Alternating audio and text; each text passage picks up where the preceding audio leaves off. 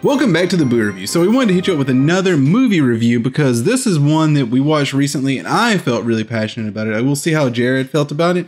I think it really encapsulates elements of Lovecraftian horror, something that I mentioned in our last movie review. So I just wanted to point this one out and be like, hey, this is really good. It's also super hard to find. So the movie is called AM 1200. What I think is the best Lovecraft horror film. You know, we may do some more movie reviews in the future, but hey, check us out on the second channel. How many Lovecraftian horror films have you seen? All of them. You have? In the Mouth of Madness? All of them. Okay. Find it if you can. You might have to get crafty on the internet. It doesn't seem like it's been re-released in any format since it came out like in 2008 or 9. Just from the start, I think the movie is fantastic. It's a short film. It runs about 40 minutes, right under. But before we get on with the movie review, let's have a look at our photo submission of the day. The one from today is it's a little silly, but it's a little magical. This is from Silverfang97. He said he was in the shower and heard some noises that scared him. He got out and he saw this, took a photo. Know that we're covering this one because we want to give the proper respect to better photos. Oh my God, way to diss Silverfang. Fuck you, Silverfang. So the movie itself.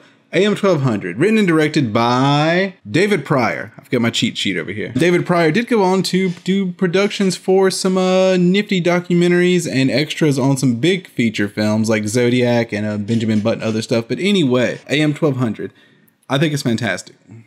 Yeah, and that's it. That's the review. It does an excellent job of maintaining suspense throughout. You start out with the main character and clearly there's more going on than you know and it's kind of foreshadowed. The scoring for it is very light, very sparse, non-existent for a lot of it. Something that I like a lot. I think it's really, really good at being tense. Like I felt pretty tense through most of it. There's some really great setups in it that really just gets under your skin. Watching it, it reminded me a lot of Tales of the Crypt, more sophisticated Tales from the Crypt. If you've ever watched that show, usually the setup is, yeah. I mean, I've seen a couple episodes. But it basically follows that same setup. You have a character who does something wrong and then they end up, you know, getting their just desserts. That is pretty much the setup for a lot of the Tales from the Crypt episodes and the old comics as well, the old EC comics. So this one follows pretty much that same pattern, but it does have like a Lovecraftian vibe about it. It's a lot scarier than a lot of the Tales from the Crypt stuff too. It uses the unknown to its strength so much. There's so many questions, and sometimes I think it's fine to leave those questions open. It gives you a lot to think about afterwards and discuss. I would really recommend it. Some work to track down. You'll have to get crafty. But I recommend doing it, and I recommend stopping here. That's right, and ruining our watch time so that you can enjoy this film without spoilers. Now, Jared wants to spoil it away because I wasn't going to get into it. I just wanted to spread the word of this film. I guess, well, I was going to say before we got into spoilers is that the thematic material of this is really good because I feel like it gives you something, like you said before, it gives you something to talk about. Yeah. There's a lot in there that you can watch first time you may not necessarily get, but you might get on the second viewing. I've only seen it once. I'm just guessing that's true. Get into spoilers territory here. There is a major twist. This is radio station KBAL AM 1200. Just getting into the plot a little bit. In the beginning of the short film, he is at this job. The name of the business is Molech and Mylok. Commenting on the suicide, a spokesman from Moloch Milcom said that Mr. Jones had been despondent. Which has some significance to Kabbalism or Kabbalist texts. And he's kind of worried about maybe, you know, being let go. Because someone else has been let go and they're having a party for him saying, you know, good luck to you or whatever. And then he has another coworker there talking about how they could rip off the company. And then the other guy's like, I might could be let go. I'm going to do this to this guy. It's like you could pin it all on somebody else. Yeah, so basically this other guy's giving him all the plans to fuck him over, and he does. Basically, he's driving and he's having these flashbacks of this event. During those flashbacks, it's revealed that the guy who got fucked over kills himself. This obviously puts a great deal of guilt on the guy who did it. And this was basically what he did that was wrong that he will end up, you know, having to get, they'll get basically punished for later. The namesake of the movie, as you can imagine, AM 1200 comes from the AM radio station that he hears in his car, and he hears a mysterious distress signal. And I think in his mind, he's like, redemption. I think that's what he was thinking in this moment. It's like, well, I've done this horrible thing. Someone's calling for help. Maybe I can help. I mean, that's my guess. Because otherwise, all we know about this guy is that he's fucked somebody over and he kind of feels bad about it. At his point in his life before he fucked that guy over, he probably would have just kept driving. He gets near the station, and the station is KBAL AM 1200. KBAL, short for Cabal, coming back to the Kabbalist meaning from the Molech and Moloch. And he looks at it and he turns the signal back on the radio and he's like, no fucking way. From there is whenever the movie really takes its turn and sets itself apart. Yeah, he gets lost in these like back roads or whatever. And then this is where a scene that happens is really, really creepy, where he's it's probably the best scene. I love that scene. He's out there and he just sees like a flashlight and he's like, hey, but he just hears silence.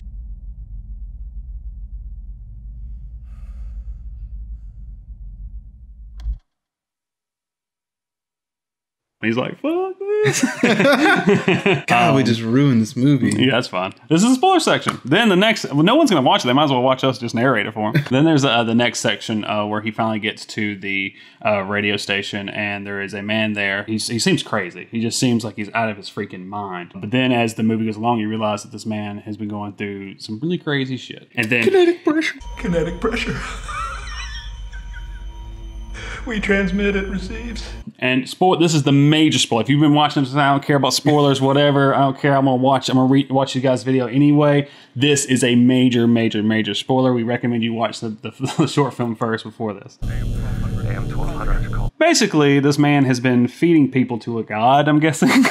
I'm guessing the idea that it is a greater like cosmic being or something like that. that needs to basically feed, and what it does to make people feed is forcing them through pure mind power, will, whatever. The radio message that he heard was that guy saying, come here, there's an emergency, someone help, and that's basically to get people there so they could kill him. And he ends up being the one who has to feed the older guy to the god, and then that's basically where it reveals that he can't control himself when he's doing that. For me personally, what ties the end of the film to the beginning, like what he says, like moral power versus physical force. There is just an infinitesimal difference between physical force and moral power. Moral power! And I feel like that calls back to the beginning of it, where he chooses to do this thing that fucks this other person over and disregarding basically his better judgment. And then in the end of the film happens again, but in a different way, only this time his moral power is just not to do this horrible thing, but he can't help it. In the beginning, it's greed that drives him, and in this one, it's this cosmic god. It's better to serve in heaven or reign in hell. Yeah. What if the only option is to serve in hell? There's some great lines from that guy on the crowd. He's so good. All three of the main characters that have spoken lines all do really well. Which one of them, the one at the beginning, Ray Wise, he's a bigger name actor. Speaking of Ray Wise, his line in the beginning, he talks about there being false prophets. False prophets. Beware of false prophets. That also can relate to him turning on the radio and hearing false prophets. You know, that is a false prophet. There's not really someone in trouble. Yep. So that's a little bit of foreshadowing right there. I'm going to go on a limb and I'm going to go ahead and this is probably a stretch. I'm just going to say this is just my theory. It's just a stretch. I'm not sure if this is actually true, because he says it's like physical force versus willpower. I wonder if somehow, because he cannot help but do this evil thing near the end, the movie's saying somehow that no matter what, he was going to do this horrible thing in the beginning, no matter what. The greed was going to get him. He could not control that. I'd rip you apart before you got 10 feet out the door. I wouldn't want to. I'd even try not to, but I'd have to. And I'd enjoy it. Oh God, I'd enjoy it. There's a kind of freedom when you don't have a choice. It's servitude, man. You know, if I knew my head was going to be on the block, I know what I'd do. In the beginning, he isn't able to resist, and he gets punished, but also not being able to resist again in the end. Maybe. I didn't... that's probably an element of it that warrants way more discussion, but I didn't really consider that part too much when I was thinking about it. Because I feel like the beginning has to somehow thematically connect to the end, or else there's not really like a moral, or there's not like a connection. It's just two separate events. Man, I feel like there could be a whole... I feel like that line, if you really wanted to start just breaking it down, you could make an entire just like discussion based on you want to make a whole channel dedicated to Aaron's to morality versus versus your physicality, physical and if everything's deterministic, no matter what evil thing you're going to do it. It's going to happen. Murderers and rapists everywhere going, I told y'all, I can't help it. Oh my God, it's horrible. I'm not defending them. I'm just joking. We're gonna get canceled. Disney's gonna come after us. Disney, what? Disney just for like attacking the moral fiber of the country. Okay. Yeah, it makes sense. What I love more than anything is how much they leave to the unknown, how much they don't show you. You never see this man in the woods. Our main character that takes over the radio station, he goes to go outside after he's killed the man that was there prior to him, and he flips the light, and then the man in the forest again has the flashlight, and he blinks it at him. Is it a square flashlight? It is not. It is a conventional, everyday, round-ass flashlight. The true American way. Yep. Freedom lights. Freedom. That's so stupid. Anyway, I think that's the end of this review. I think so, too. Great film. We talked way too long about it because we like it so much. I'd probably give it a 9 out of 10 or a 6.5 out of 7. So that's probably roughly right. 6.5, something like that. 7-ish. And I would probably give agree. it I'd probably give it a 10 out of 10 if I watched it again. I think if I watched it a couple more times and maybe uncovered a little bit more out of it. The only thing disappointing about shorts is that they're so short. Yeah. You don't get more of it. And in a way, though, I think this movie's perfect as is. Like, I felt like if it had gone too long, it might not have worked. Well, Lovecraft wrote a pretty almost exclusively short form, and even one of my favorite Lovecraft short stories, Nyarlathotep, is only like 3 pages long in most collections you find it in. By telling so little, I feel like so much happens in that 3 pages. H.P. Lovecraft, good shit. That's all I got to say about that. I want to go ahead and advertise for this real quick. Because we enjoyed this short so much, we can maybe try to find you guys some of the best horror shorts on YouTube. And we may explore more movie reviews on the second channel too that don't fit on here. I know Jared mentioned us reviewing It. Whenever we review It, it's going to come on this channel right here because it just belongs here. But we may start reviewing some other stuff that we just find enjoyable or deplorable in some fashion on the other channel. Subscribe, shout out time. Thank you for subscribing, Muhammad Hussein. Muhammad Hussein. There's so many different jokes we can make about this that I don't think we should. AJ, You're a horrible person. What? I'm a horrible person. You just expressed concern over being able to say his name at all. Muhammad Hussein. Can we say that on YouTube? I did not. You totally did. I'm not cutting it out. I just put it in just so you denying it. Muhammad Hussein, thank you for subscribing and supporting The Boo Review. It means a lot to us. Tell your friends, tell your family, tell your wife, tell your husband, tell your kids, tell your cousins, tell your aunt, tell your uncles.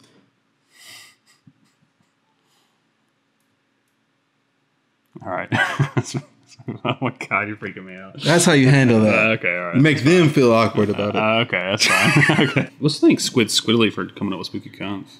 Do we really want to thank that person for that? And now for a classic Patreon subscriber shout out, supporter, however you want to word it. We shout out to you, Kelly Ireland. Thank you for supporting us. And for being with us since, when is that?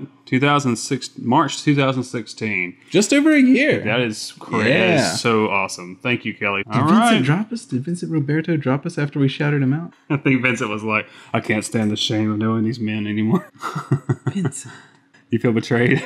Yeah, I do. Dude, Vincent's somewhere on there. There he is. I saw him. And this is where we would usually catch up on our most recent patrons, but because of the order that the next couple of videos are coming out, it's in a really jank kind of order.